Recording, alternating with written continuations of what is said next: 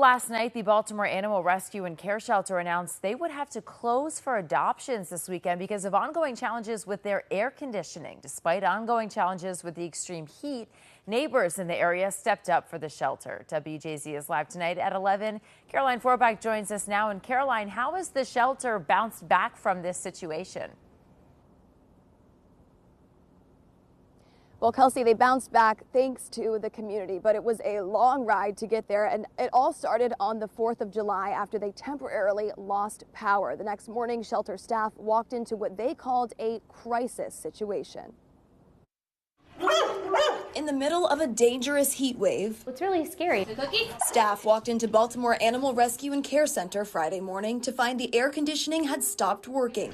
It was at least 90 degrees inside the animal rooms. The body temperatures of animals are much higher than humans, and so they need to be kept cool. And we knew that we needed to do everything possible. Shelter staff alerted the public, asking for emergency fosters to help get the animals out of the heat until the AC could be repaired. We just told people to walk in today, and we know that it was really busy. There was huge crowds, there was long waits, and we just really thank the public for coming down. By Saturday afternoon, 60 animals had gone to fosters, and more than 100 people showed up with cases of water, Gatorade, coolers, and ice for the staff who were working round the clock to keep the animals safe in the heat. Our vets have been working overtime, making sure that every single animal was not overheating in this situation. Communications Director Bailey Deacon says it was overwhelming. It's really amazing. Baltimore really cares about the animals, and they really care about the people at BARCS, and that really showed today.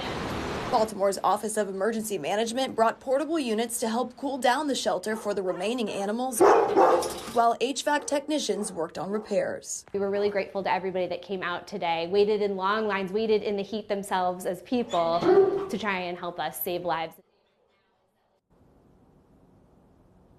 And as of 4 o'clock this evening, the air conditioning is back up and running in every room except for the medical room. Now, shelter staff say as long as the temporary units continue to keep the medical room cool enough and the main air conditioning works overnight, they'll be able to resume normal operations by tomorrow morning. Reporting live here in Baltimore, Caroline Forbach for WJZ.